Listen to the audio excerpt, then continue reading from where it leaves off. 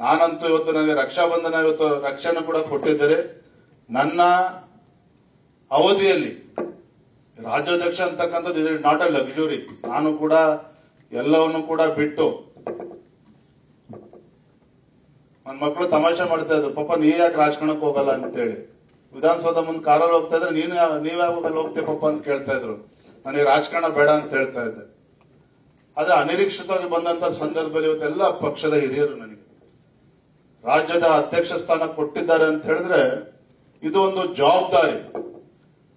ಈ ಒಂದು ಜವಾಬ್ದಾರಿಯನ್ನ ಜವಾಬ್ದಾರಿಯುತವಾಗಿ ಎಲ್ಲರನ್ನೂ ಕೂಡ ವಿಶ್ವಾಸಕ್ಕೆ ತೆಗೆದುಕೊಂಡು ಹೋಗ್ತಕ್ಕಂತ ಆ ಶಕ್ತಿ, ಆ ವಿವೇಚನೆ ಭಗವಂತ ನನಗೂ ಕೂಡ ಕೊಟ್ಟಿದ್ದಾನೆ.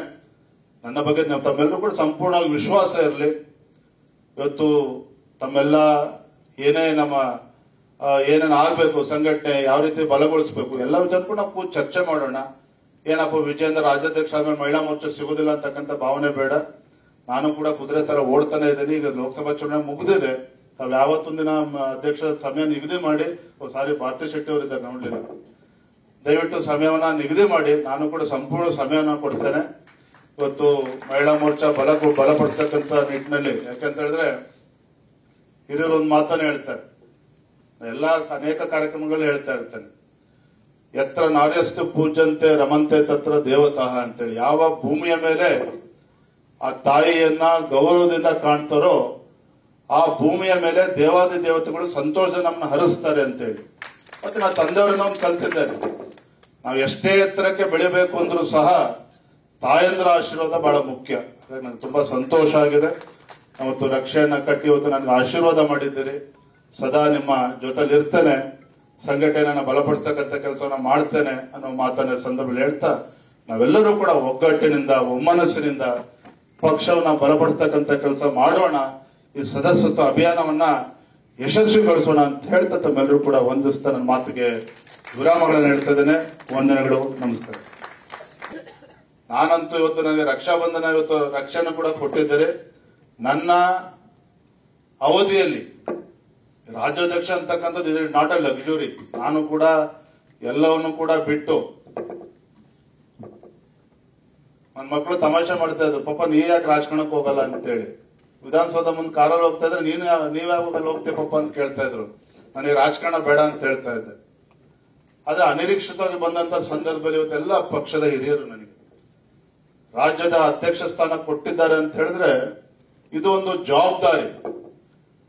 ಈ ಒಂದು ಜವಾಬ್ದಾರಿಯನ್ನ ಜವಾಬ್ದಾರಿಯುತವಾಗಿ ಎಲ್ಲರನ್ನೂ ಕೂಡ ವಿಶ್ವಾಸಕ್ಕೆ ತೆಗೆದುಕೊಂಡು ಹೋಗ್ತಕ್ಕಂತ ಆ ಶಕ್ತಿ, ಆ ವಿವೇಚನೆ ಭಗವಂತ ನನಗೂ ಕೂಡ ಕೊಟ್ಟಿದ್ದಾನೆ. ನನ್ನ ಬಗ್ಗೆ ತಮ್ಮೆಲ್ಲರೂ ಕೂಡ ಸಂಪೂರ್ಣವಾಗಿ ವಿಶ್ವಾಸ ಇರಲಿ. ಇವತ್ತು ತಮ್ಮೆಲ್ಲ ಏನೇನು ಆಗ್ಬೇಕು, ಸಂಘಟನೆ ಯಾವ ರೀತಿ ಬಲಗೊಳಿಸಬೇಕು, ಎಲ್ಲ ವಿಚಾರ ಕೂಡ ನಾವು ಚರ್ಚೆ ಮಾಡೋಣ. ಏನಪ್ಪ ವಿಜಯೇಂದ್ರ ರಾಜ್ಯಾಧ್ಯಕ್ಷ ಆದ್ಮೇಲೆ ಮಹಿಳಾ ಮೋರ್ಚಾ ಸಿಗೋದಿಲ್ಲ ಅಂತಕ್ಕಂಥ ಭಾವನೆ ಬೇಡ. ನಾನು ಕೂಡ ಕುದುರೆ ತರ ಓಡ್ತಾನೆ ಇದ್ದೀನಿ. ಈಗ ಲೋಕಸಭಾ ಚುನಾವಣೆ ಮುಗಿದಿದೆ. ತಾವ್ ಯಾವತ್ತೊಂದಿನ ಅಧ್ಯಕ್ಷ ಸಮಯ ನಿಗದಿ ಮಾಡಿ, ಸಾರಿ ಭಾರತಿ ಶೆಟ್ಟಿ ಅವರಿದ್ದಾರೆ ನೋಡ್ಲಿಲ್ಲ, ದಯವಿಟ್ಟು ಸಮಯವನ್ನ ನಿಗದಿ ಮಾಡಿ ನಾನು ಕೂಡ ಸಂಪೂರ್ಣ ಸಮಯವನ್ನು ಕೊಡ್ತೇನೆ.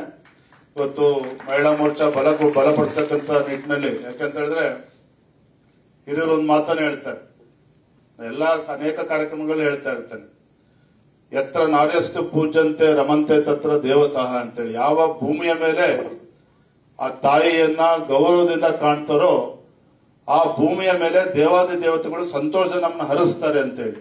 ಮತ್ತೆ ನಾ ತಂದೆಯವರಿಂದ ಒಂದು ಕಲ್ತಿದ್ದೇನೆ, ನಾವು ಎಷ್ಟೇ ಎತ್ತರಕ್ಕೆ ಬೆಳಿಬೇಕು ಅಂದ್ರೂ ಸಹ ತಾಯಂದ್ರ ಆಶೀರ್ವಾದ ಬಹಳ ಮುಖ್ಯ. ನನಗೆ ತುಂಬಾ ಸಂತೋಷ ಆಗಿದೆ. ಅವತ್ತು ರಕ್ಷೆಯನ್ನ ಕಟ್ಟಿ ಇವತ್ತು ನನಗೆ ಆಶೀರ್ವಾದ ಮಾಡಿದ್ದೀರಿ. ಸದಾ ನಿಮ್ಮ ಜೊತೆಲಿ ಇರ್ತೇನೆ, ಸಂಘಟನೆಯನ್ನ ಬಲಪಡಿಸತಕ್ಕಂಥ ಕೆಲಸವನ್ನ ಮಾಡ್ತೇನೆ ಅನ್ನೋ ಮಾತನ್ನ ಸಂದರ್ಭದಲ್ಲಿ ಹೇಳ್ತಾ, ನಾವೆಲ್ಲರೂ ಕೂಡ ಒಗ್ಗಟ್ಟಿನಿಂದ ಒಮ್ಮನಸ್ಸಿನಿಂದ ಪಕ್ಷವನ್ನ ಬಲಪಡಿಸತಕ್ಕಂಥ ಕೆಲಸ ಮಾಡೋಣ. ಈ ಸದಸ್ಯತ್ವ ಅಭಿಯಾನವನ್ನ ಯಶಸ್ವಿಗೊಳಿಸೋಣ ಅಂತ ಹೇಳ್ತಾ ತಮ್ಮೆಲ್ಲರೂ ಕೂಡ ವಂದಿಸ್ತಾ ನನ್ನ ಮಾತಿಗೆ ವಿರಾಮಗಳನ್ನು ಹೇಳ್ತಾ ಇದ್ದೇನೆ. ವಂದನೆಗಳು, ನಮಸ್ಕಾರ.